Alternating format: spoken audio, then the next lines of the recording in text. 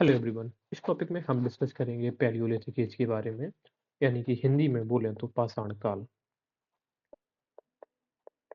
पाषाण काल, पत्थरों का युग। पाषाण संस्कृत भाषा का वर्ड पाषाण, राइट। चलिए शुरुआत करते हैं। तो वैसे बेसिकली मैं आपको एक चीज़ बता दूं कि जनरली पैलियोलिथिक एज को यानी कि पाषाण काल को आप 3 भागों में बांटते हैं। एक होता है पूर्वपाषाण काल, दूसरा होता है मध्य पाषाण काल और तीसरा होता है नवपाषाण काल। ये 3 फेजेस डिवाइड किए गए हैं किस आधार पर कि मानव जीवन में कितना विकास किया गया है, किन-किन चीज़ों का प्रयोग हो रहा था, इस आधार पर। अब पूर्व-पाषाण काल को भी आपने 3 भागों में बाँट दिया जाता है, ठीक है? तो वो 3 भाग ये रहे 1, 2 एंड 3। आइए डिस्कस करते हैं। तो लोअर पैलियोलिथिक यानी कि पूर्व-पाषाण का निचला स्तर, फिर मध्य स्तर और ये उच्च स्तर। तो लोअर पैलियोलिथिक एज का जो कार्यकाल रहेगा लगभग ड्यूरेशन वो है 5 लाख से लेकर 1 लाख बीसीई तक, राइट।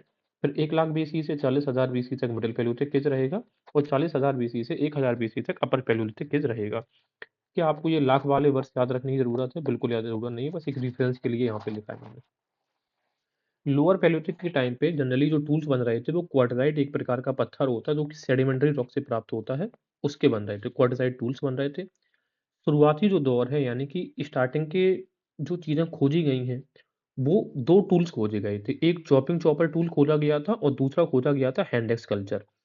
अगर हम चॉपिंग चॉपर टूल्स की बात करेंगे तो ये खोजा गया था सोन के रीजन में। इसी वजह से इसको हमने सोन कल्चर कह दिया, ठीक है? और दूसरा जो हैंड एक्स कल्चर में हैंड एक्स जो खोजा गया था हाथ से की प्रयोग करके इस्तेमाल करने आने वाली कुल्हाड़ी, वो पल्लावरम नामक स्थान पर खोजी गई थी। तो इस वजह से हमने इसको कह दिया हैंड एक्स कल्चर। अब ये जो सोन कल्चर यानी कि सोन साइट और जो पल्लावरम है वो एक्चुअल में है कहाँ पे? आइए देखते हैं एक बार। ये आपको रीजन दिख रहा है, आपको पाकिस्तान का। ये रीजन ये दिख रहा है आपको ये वाला, ठीक है? यानी कि इम्पोर्टेंट लोकेशन आपकी क्या है ये। तो ये है सुवन वैली या फिर पोटवार प्लेट्यू। यहाँ से पहली बार यानी कि पहले आप वो छोड़ दो। देखिए, सबसे पहले तो ये देखो आप तमिलनाडु का कोस्टल एरिया है एक पल्लावरम। 1863 में रॉबर्ट ब्रूस फूट नाम के जो ब्रिटिश थे, उन्होंने यहाँ से एक हस्त कुठार की खोज की थी, हैंड एक्स उनको मिला। इसी हैंड एक्स के कल नाम इस पे रख दिया गया हैंड एक्स कल्चर। एक तरीके से एक्यूलियन टूल्स है। एक्यूलियन टूल्स क्या होता है ज़रा समझते हैं। देखो, जो औजार्स होते हैं, जो टूल्स होते हैं, वो कई विधियों से बनाए जाते हैं। उनमें से एक विधि है एक्यूलियन टूल्स, ठीक है? एक है लेबालॉइड टेक्निक, लेबालॉइड टेक्निक्स हो सकती है, एक एक्यूलियन, तो इसको हमने एक्यूलियन टूल्स बोला है। अब जो हैंड एक्स जो प्राप्त हुआ था ये बाइफेस्ट था। बाइफेस्ट का मतलब ये है कि इसका जो प्रयोग है, आप इस साइड से भी धार थी उसमें, इस साइड से भी धार थी, यानी कि दोनों तरफ से उसका प्रयोग किया जा सकता था और यहाँ पर एक वो एरो वो हैंडल लगा था, तो इसको यहाँ से हाथ से पकड़ के आप दोनों तरफ से इनका प्रयोग कर सकते थे। इसी वजह से इसको कहा गया बाइफेशियल था। हैंड एक्स कल्चर को ही मद्रासियन कल्चर कहा है किसने कहा है? कृष्णा स्वामी ने। तो मद्रासियन कल्चर कहा है किसने? कृष्णा स्वामी, राइट? अच्छा, दूसरी चीज़ ये है तो इनिशियल जो हमें एविडेंस मिला है पूर्व-पाषाण काल का वो पल्लावरम से रॉबर्ट ब्रूस फूट के द्वारा 1863 में मिला है और उसके बाद जो हमें एविडेंस मिलता है वो मिला है पोटवार प्लेट्यू यानी कि सोन वैली से। अब यहाँ पे जो खोज निकाला था वो जो खोज निकाला वो निकाला डीएन बाड़िया ने सोन वैली से 1928 में। और जो टूल हमें मिला था वो मिला था चूपर चॉपिंग टूल। चॉपर चॉपर का मतलब है गड़ासा, सीधी सी चॉप करने की, जैसे सब्जी आप चॉप करते हैं ना उस तरीके से जो चॉपर चॉपिंग टूल्स मिला था और ये बना था लेवालॉइड टेक्निक से। तो अब हमें दो साइड्स को याद रखना है। एक ये पल्लावरम का, यहाँ पे जो टूल मिला है हैंडिक्स कल्चर अक्यूलियन टूल्स मिला है और यहाँ पर जो टूल मिला है वो चॉपर चॉपिंग टूल मिला है और किस टेक्निक से बना है? लेवालॉइड टेक्निक से। अच्छा, दूसरी चीज अब हमें ये भी याद रखनी पड़ेगी आपको कि सोन कल्चर की खोज किसने करी है? डीएन बढ़िया ने। इसको सोन कल्चर तो याद कैसे करेंगे? जैसे हम कहते हैं ना कि किसी ने कोई सोना काम कर दिया है, सोना काम कर दिया है, तो सोना काम करने का मतलब ये है कि जो डीएन बाड़िया थे, बढ़िया, अब यहाँ पर देखो कहते हैं ना कि बढ़िया, बढ़िया और सोना दोनों चीजें मतलब कैसी हो गई हैं? अच्छे को इंगित करती हैं दोनों वर्ड। तो सोन कल्चर डीएन बाड़िया ने। पल्लावरम हैंडीज कल्चर बता दिया था, एक्यूलियन टूल्स है। मद्रासियन कल्चर इसको कहा है कृष्णा स्वामी ने। अब इंपॉर्टेंट चीज ये कि लोअर पैलियोलिथिक एज जब भी आप देखोगे तो हमें पूरे इंडिया में आपको साइट्स दिखेंगी, लेकिन सिर्फ दो रीजन को आप अगर छोड़ देंगे तो दो रीजन में साइट आपको लोअर पैलियोलिथिक की नहीं दिखेंगी। सिंध और केरला में आपको लोअर पैलियोलिथिक की कोई साइट्स नहीं मिलती है। मैं फिर से रिपीट कर रहा हूँ, सिंध और केरला के रीजन में आपको लोअर पैलियोलिथिक की कोई साइट नहीं मिलेगी। देखिए, सिंध का रीजन कहाँ पे? ये जो इंडस रिवर है यहाँ पे कैलाश मानसरोवर से ये नॉर्थ वर्ड साउथ बट बहती है, यहाँ पर उसका मुहाना है। तो इस एरिया के आसपास आप देखोगे यहाँ पर कोई भी आपको साइट्स यहाँ पे नहीं दिख रही है लोअर पैलियोलिथिक की। उसी तरीके से हम केरला की बात करें तो केरला में भी आपको कोई साइट नहीं दिख रही है। अब आप कहेंगे ये पालघाट दिख रहा है, तो मैंने कहा है कि निम्न पाषाण काल की, निम्न पुरापाषाण काल, निम्न पुरापाषाण काल की कोई साइट नहीं मिलेगी। जो पालघाट है ये उच्च लोअर पैलियोलिथिक साइट ना होगी, ये सॉरी एल गलत लग गया, ये अपर पैलियोलिथिक साइट हम इसको मानेंगे, ठीक है, पालघाट को। तो याद रखना निम्न पुरपाषाण काल की साइट्स हमें सिंध और कहां से, केरला से नहीं मिलती हैं। टूल्स कौन कौन से थे, तो दो टूल्स तो हम पहले ही पढ़ लिए हैं। वेट जरा लोड होने देते पेज को। हाँ, एक तो हमने ये पढ़ लिया चॉपिंग चॉपर टूल मिला था, दूसरा हैंड मिला था। तो कौन कौन से टूल मिले थे, हैंड क्लीवर्स और चॉपर चॉपिंग टूल, ठीक है। तो ये स्पेशलिटीज है लोअर पैलियोलिथिक एज की। अब बात करेंगे मिडिल पैलियोलिथिक एज की। मिडिल पैलियोलिथिक एज को एज ऑफ फ्लेक्स कहते हैं। फ्लेक्स का मतलब है एक विशेष प्रकार के जो औजार बनाए जाते थे उसके बारे में, राइट। मैक्टूरियन टूल्स या नियंडरथल ह्यूमंस से रिलेटेड माने जाते हैं। तो जो फ्लेक्स है ना, ये जनरली की मैक्टूरियन टूल्स है। मैक्टूरियन टूल्स कौन से हैं, जिनको जर्मनी के नियंडरथल ह्यूमंस ने पहली बार बनाया होगा। तो इतिहास में हमने मैक्टूरियन टूल्स हमें जहां पे भी मिलते हैं तो हम उनको नियंडरथल मानव से संबंधित कर देते हैं। नियंडरथल नाम की एक जगह है, कहाँ पे, जर्मनी में। टूल्स जो बने थे किस किसके बने थे, पत्थरों के, बोन्स के, फ्लिंट, चर्ट और जस्पर के बनाए गए थे। इसके अलावा भीमबेटका की रॉक शेल्टर भी मिडिल पैलियोलिथिक एज में ही उनका निर्माण किया गया होगा मानव के रहवास के लिए। और यहाँ पर हम देखेंगे इसको हम स्क्रैपर और बोरल कल्चर भी कहते हैं। जैसे इसको हम लोअर पैलियोलिथिक एज में सुवन कल्चर और हैंडिक्स कल्चर रिलेटेड है, उसी तरीके से मिडिल पैलियोलिथिक एज में स्क्रैपर और बोरल कल्चर यहाँ पे इंपॉर्टेंट होता है, ठीक है। तो हम कैसे कर सकते, अब याद कैसे करेंगे, स्क्रैप से हम याद रखें कि जैसे स्क्रैप कोई भी चीज होती है, तो जो चीज बीच में आ जाती है, जैसे दो व्हीकल्स यहाँ से गुजर रहे हैं और आप बीच में आ जाओ तो आपको स्क्रैप कर दिया जाएगा, ठीक है। तो ऐसे याद रखेंगे। अपर पैलियोलिथिक एज की बात करेंगे, नोमैडिक हंटर गैदरर्स होते थे, यानी कि घुमंतू लोग होते थे। अपना जो खाना है पहले हंट करते थे, फिर उसको इकट्ठा करते थे, इस प्रकार से। दूसरा हम देखेंगे टूल्स जो बने थे, तो फ्लिंट, सेट, जेस्पर और बोन यानी कि हड्डी और स्टोन, पत्थरों के टूल्स बनाए जाते थे। इसके अलावा हम ये देखेंगे जो पहला एविडेंस हमें मिला है अपर पैलियोलिथिक एज का, वो मिला है बेलन वैली से। बहुत इंपॉर्टेंट हो जाता है बेलन वैली कहाँ पर, जरा ये देख लेते हैं। ये है उत्तर प्रदेश में बेलन वैली, जो प्रयागराज और मिर्जापुर का एरिया है वहां पर। लोहंदा नाला से हमें बोन फिगरिन्स ऑफ मदर गॉडेस, मतलब कहने का मतलब ये है लोहंदाला नाम का लोहंदा नाला एक साइट है, यहाँ से हमें एक हड्डी की बनी हुई मातृ देवी की एक मूर्ति मिली है, ठीक है। तो हम ये कह सकते हैं कि ये इंपॉर्टेंट एस्पेक्ट है एग्जाम के लिए। इसके अलावा इसमें दो फीचर्स बहुत इंपॉर्टेंट है। परिष्कृत औजार, यानी कि फ्लिंट इंडस्ट्री बनने लग, औजार जो बन रहे थे वो कैसे बन रहे थे, परिष्कृत यानी कि शुद्ध करके। और emergence of homo sapiens, homo sapiens का उद्भव भी आपको इसी काल में देखने को मिलता है, और इसको हम मैगडेलियन कल्चर भी कहते हैं। तो अब तीन कल्चर्स हो गए, देखिए यहाँ पर कौन कौन से टूल्स का इस्तेमाल हो रहा है, चॉपिंग चॉपर टूल्स, और ये मद्रासियन कल्चर है एक्यूलियन टूल्स, या फिर हैंडिक्स कल्चर लोअर पैलियोलिथिक एज से संबंधित है। मिडिल पैलियोलिथिक को आप एज ऑफ फ्लिक्स बोलते हैं और स्क्रैपर बोलर कल्चर बोलते हैं, और इसको हम बोलते हैं ब्लेड एंड ब्यूरन कल्चर। इसको अपर पैलियोलिथिक एज है, ब्लेड एंड ब्यूरन कल्चर। अगर हम टूल्स की बात कर लें तो इसमें तो टूल्स हमने देख लिए। इसमें कौन से टूल्स है, एज ऑफ फ्लिक्स यानी कि मैक्टूरियन टूल्स, और यहाँ पे इसको मैगेलेनियन कल्चर हम बोल रहे हैं, राइट। तो ये चीजें हमने देखी। अब हम बात करेंगे पेंटिंग्स की। भीमबेटका में हमें पता है पेंटिंग्स मिली हैं, भित्ति चित्रशल मिले हैं। तो हम ये कहेंगे कि जो भीमबेटका में जो पेंटिंग है उनकी शुरुआत, मेरे वर्ड पे फोकस रखना, मैं स्टार्टिंग की बात कर रहा हूँ, उनकी जो शुरुआत है वो आपको अपर पैलियोलिथिक एज में ही देखने को मिलेगी। उसकी शुरुआत उच्च प्रपाषण काल में हुई हुई थी, लेकिन जो सर्वाधिक नंबर में हमें जो पेंटिंग्स मिलती हैं वो मेसोलिथिक एज की हैं, क्योंकि अपर अपर पैलियोलिथिक एज जब खत्म होगा तो फिर क्या आएगा, मेसोलिथिक एज ही आएगा, ठीक है। 40,000 से 1,000 नहीं है, 10,000 है, सॉरी, ठीक है, 10,000, राइट। हाँ, तो यहाँ पर क्या आएगा, तो मैं फिर से रिपीट कर रहा हूँ, भीमबेटका में पेंटिंग्स बननी स्टार्ट हो गई थी अपर पैलियोलिथिक एज में, लेकिन सर्वाधिक संख्या में जो पेंटिंग्स मिलती हैं वो मेसोलिथिक एज में बनाई गई थी। पेंटिंग्स भीमबेटका, ठीक है। तो ये चीजें जनरली देख ली। अब उसमें क्या क्या मिलता है पेंटिंग्स में, जनरली आर्ट और रिचुअल्स वहाँ पे हैं। वाइजन यानी कि जंगली भैंस, एलिफेंट, हाथी, बुअर, जंगली सुअर, टाइगर, डियर और राइनोस के चित्र वहाँ पे मिलते हैं। कलर जो है जनरली रेड और ग्रीन कलर में उनका इस्तेमाल वहाँ पे पेंटिंग्स के लिए किया गया है, रेड एंड ग्रीन कलर का, राइट।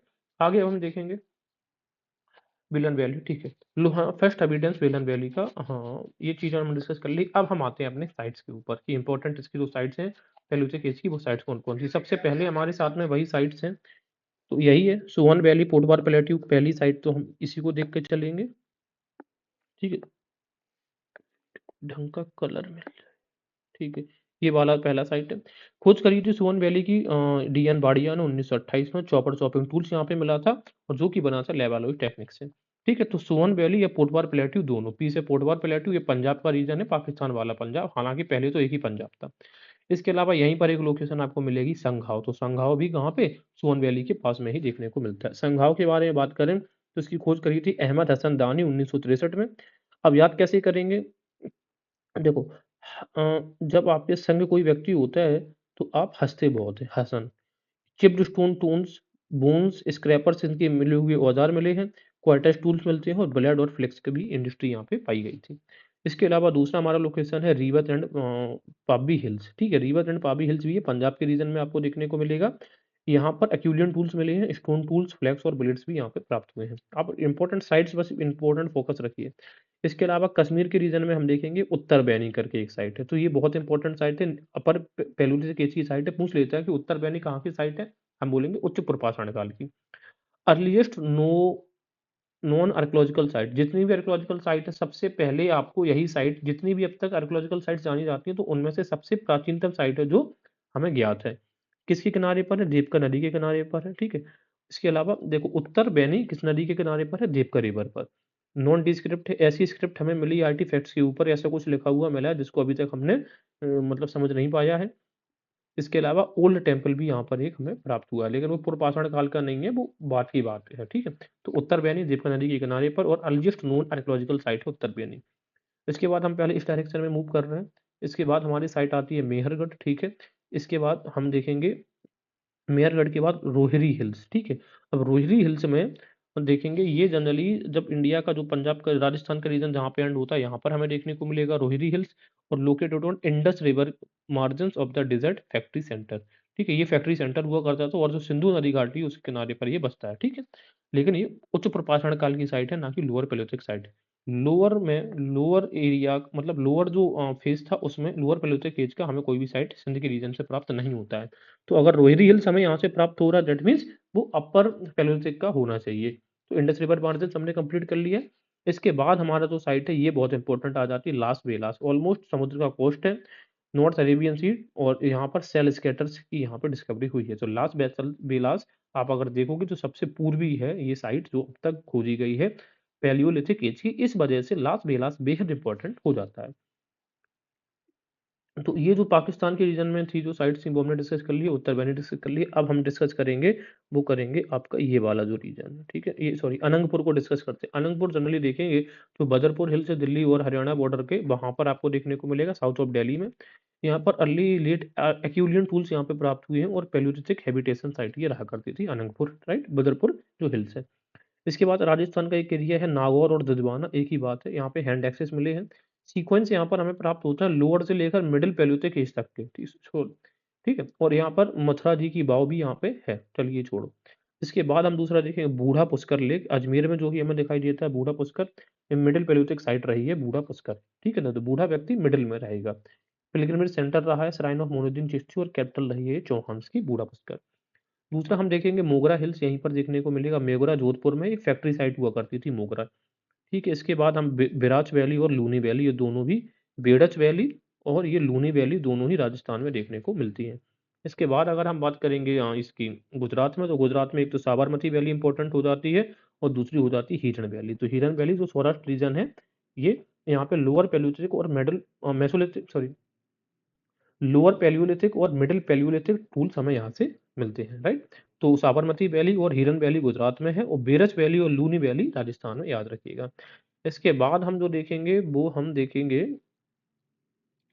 ये रीजन आपका उत्तर प्रदेश का ये वाला जो रीजन है, तो यहाँ पर एक तो बेलन वैली है जो प्रयागराज एरिया में हमें देखने को मिलेगा, और इसके बारे में यहाँ पे हमें तीनों फेसेस के एविडेंसेस प्राप्त होते हैं।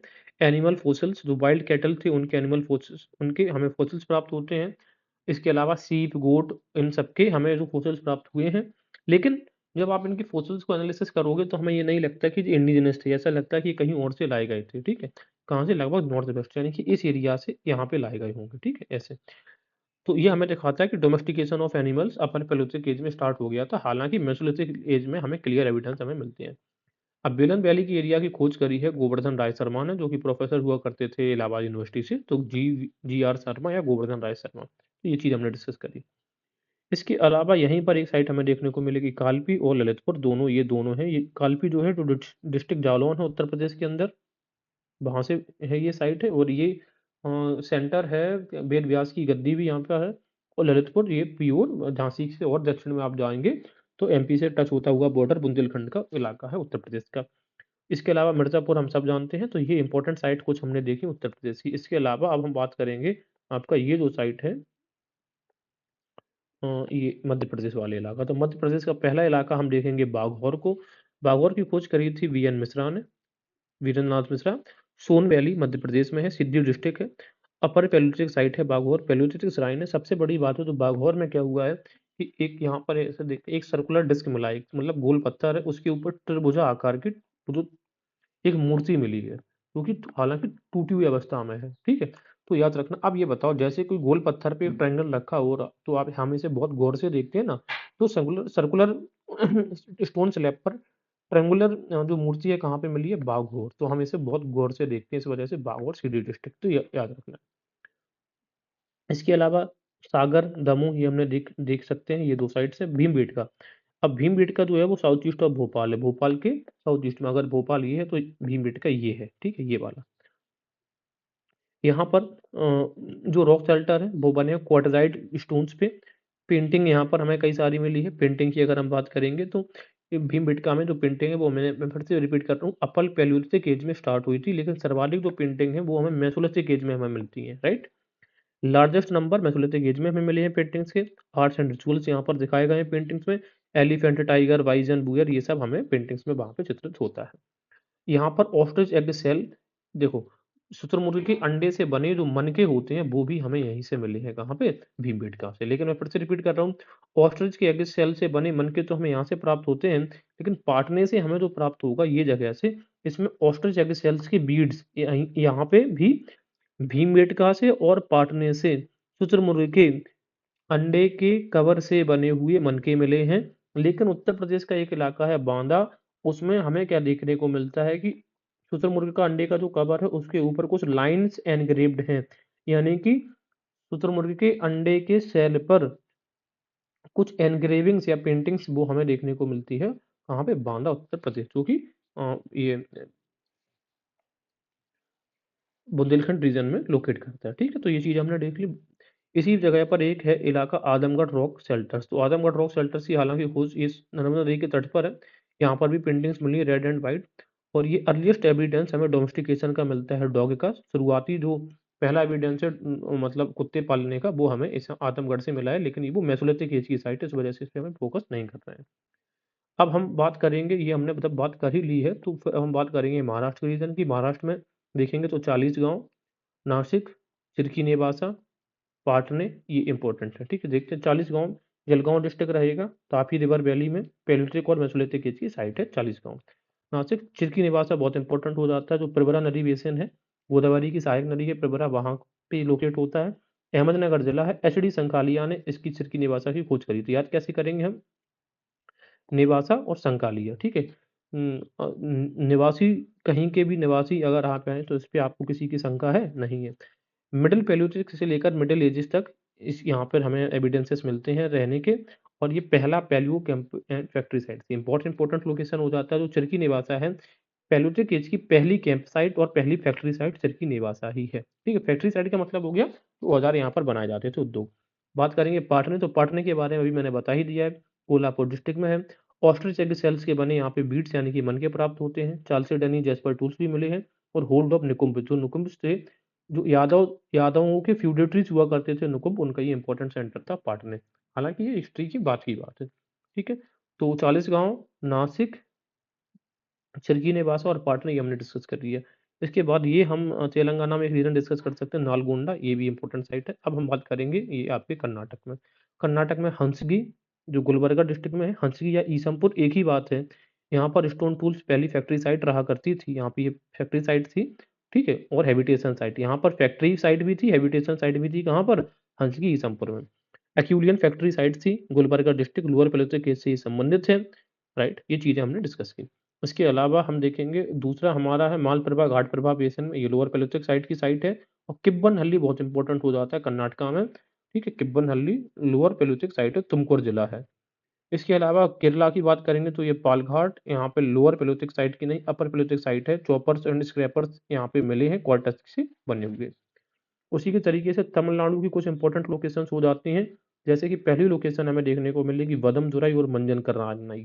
तो हम याद कैसे करेंगे कि हम किसी जैसे ही हमें कोई मिलता है हम उससे मंजन कराने लगते हैं, तो मिलता है और मंजन है ना, मंजन कराने। तो तमिलनाडु, बादाम भी तमिलनाडु में, तो जैसे वी ऐसे बनता है तो देखो वी, आप ये जो पॉइंट ही तमिलनाडु पर आता है, तो वी से बादाम वी से तमिलनाडु। अचिरम पक्कम के बारे में बात करेंगे तो 1863 में डब्ल्यू किंग ने इसकी खोज करी थी। कोट्टालियार रिवर के किनारे पर है, ये रिवर कई बार पहुंची जा चुकी है। एक्यूलियन हैंड एक्सेस यहाँ से प्राप्त मिले हैं और क्वार्टराइट पत्थर से बने हुए टूल्स। उसी तरीके से पल्लावरम हम पहले ही डिस्कस कर चुके हैं, रॉबर्ट ब्रॉसफूट 1863 हैंडिक्स कल्चर, एक्यूलियन टूल्स है। मद्रासियन कल्चर इसको कहा है कृष्ण स्वामी ने, और जो हैंडिक्स कल्चर, जो हैंडिक्स यहाँ पे मिला है वो बाइफेसियल है। और तमिलनाडु में ही एक इंपॉर्टेंट लोकेशन है गुडियम केव्स, ये रॉक शेल्टर्स हुआ करते थे, जैसे कि भीमबेटका रॉक शेल्टर्स, उसी तरीके से गुडियम केव्स भी रॉक शेल्टर्स थे। तिरुवल्लुवर डिस्ट्रिक्ट के अंदर है। और यहाँ पे जो सीक्वेंस मिले हैं वो तीनों फेसेस के मिले हैं, लोअर मिडल और अपर पैलेयोलिथिक टूल्स यहाँ से प्राप्त हुए हैं। इसके अलावा देखो गुडियम केव्स तो कहाँ पे, तमिलनाडु में, लेकिन रेननगुंटा जो केव्स है वो आंध्र प्रदेश के चित्तूर डिस्ट्रिक्ट के अंदर है, आंध्र प्रदेश में। इसके अलावा दूसरा जो साइट है वो कुरनूल केव्स, कुरनूल केव्स में अपर पैलेयोलिथिक साइट्स के हमें एविडेंसेस प्राप्त होते हैं। फोनल रिमेन्स बहुत सारी लार्ज क्वांटिटी में हमें प्राप्त होता है, कहाँ से, कुरनूल से। तो इसी तरीके से हम ये देखेंगे, कुरनूल में हमें फोनल रिमेन्स प्राप्त हुए हैं। और कुरनूल के डिस्ट्रिक्ट में ही अगर आप देखेंगे तो एक लोकेशन है मुच्छतला चिंतामणि गवी, आंध्र प्रदेश में, ठीक है। यहाँ पे जो भी हमें टूल्स मिले हैं वो 90% जो टूल्स हैं वो बोन्स से बने हैं। तो पैलोथिक एज में सबसे अधिक मात्रा में बोन्स के बने टूल्स हमें मुच्छताला चिंतामणि गवी, गवी का मतलब होता है किप्स से मिले हैं, ठीक है। Largest number of bone tools found from here, right. चलिए, तो ये हमने देखा कुरनूल डिस्ट्रिक्ट के बारे में। बात करेंगे नागार्जुन कोंडा, पलनाडु डिस्ट्रिक्ट इन आंध्र प्रदेश में, यह अभी वर्तमान में लोकेट करता है। यहाँ पे एक बुद्धिस्ट यूनिवर्सिटी मिली थी। सातवाहंस के यहाँ पे कोइंस भी मिले हैं, क्योंकि सातवाहंस की इंपॉर्टेंट लोकेशन थी। और यहाँ पे बुद्धिस्ट स्तूपा भी मिला है। बुद्धिस्ट स्तूपा की जो खोज करी है वो करी है एएच लॉन्ग हस्टन ने। तो याद कैसे करेंगे, नागार्जुन और लॉन्ग, तो एक नाग ऐसा है जो बहुत लॉन्ग है, लॉन्ग मीन्स बहुत लंबा है। ईसमपुर को हमने डिस्कस कर लिया, राइट। अब हम बात करेंगे उड़ीसा की एक इंपॉर्टेंट साइट है डारी डोंगारी, जो कि पैलेयोलिथिक साइट है। संबलपुर डिस्ट्रिक्ट है, महानदी बेसिन में डारी डोंगारी देखने को मिलती है। लोअर पैलेयोलिथिक और मिडिल पैलेयोलिथिक साइट्स हमें है, ये है। हैबिटेशन साइट भी थी और यहाँ पर वर्किंग टूल्स भी हमें यहाँ पे मिले। हैबिटेशन साइट का मतलब क्या है, लोग यहाँ पर रहते थे। लेबालोइड टेक्निक से यहाँ पे टूल बनाए जाते थे। तो डारी डोंगारी इस इन उड़ीसा पैलेयोलिथिक साइट है। अब जो लास्ट हमारी जो साइट है वो सबसे जो साइट रहेगी सबसे ईस्टर्न साइट है पैसारा। तो याद रखना पैसारा सबसे पूर्व में है, पैसारा सबसे पूर्व में है, ईस्टर्न मोस्ट साइट है। यहाँ पर हमें मुंगेर जिला है बिहार में, वहाँ पे लिविंग एंड वर्किंग फ्लोर मिला है, यानी कि ऐसे हमें धर्मस्थल मिलता है जहाँ पे लोग रहते भी थे और काम पे भी करते थे। अर्लीस्ट एविडेंस ऑफ हट्स, अगर हम बात करें घरों का, यानी कि झोपड़ियों का, सबसे जो प्राचीनतम साक्ष्य है वो पैसारा में ही मिला है। लेकिन सर्वाधिक विस्तारित जो साक्ष्य हैं हट्स के, यानी कि काफी संख्या में जो हट्स हैं वो हमें उत्तर प्रदेश के चौपानी मांडो से मिली है। और कितने हट्स मिले हैं वहां से, 14, लेकिन ये मेसोलिथिक एज का है, ठीक है। तो फिर से याद रखना है दो चीजें, कि जो सबसे अर्लीस्ट एविडेंस मिला है पैलोथिक एज वो पैसारा से मिला है, लेकिन सबसे एक्सटेंसिव जो एविडेंस, यानी कि सबसे विस्तृत जो साक्ष्य मिले हैं हट्स के घरों के, वो चौपानी मांडो उत्तर प्रदेश से मिले हैं। यहाँ पर फिनिश्ड और अनफिनिश्ड आर्टिफैक्ट्स भी मिले हैं। फिनिश्ड का मतलब होता है कि कोई आप वस्तु बना रहे हो वो पूरी बन गई है, अनफिनिश्ड का मतलब होता है अधूरी बनी है, ठीक है। तो ये डिस्कशन था हमारा ओवरऑल। एक साइट हमारी और बाकी है, ये है बिलासपुर ग्राम, ये जनरली गुंटूर के एरिया में है बिलासपुर ग्राम, ठीक है। तो बिलासपुर ग्राम गुंटूर जो है आंध्र प्रदेश का, यहाँ पर चूल्हे के प्राचीनतम एविडेंस हमें यहीं से प्राप्त होते हैं। तो याद कैसे करेंगे कि जो ग्राम होता है, ग्राम मीन्स क्या होता है, गांव होता है, गांव में ही तो चूल्हों का प्रयोग होता है, तो इस तरीके से याद कर सकते हैं। तो ये था हमारा पैलोथिक केस से रिलेटेड वीडियो। तो आपको अगर चीज़ें पसंद आई हों, आपको अगर लगता है कि ठीक है, मेहनत करी गई है और आपको चीज़ें, आपको लग रहा है कि आपकी सीखने में मैं आपकी कोई किसी तरीके की कोई मदद कर पा रहा हूँ, तो चैनल को लाइक कर सकते हैं, सब्सक्राइब करिए। Thank you very much.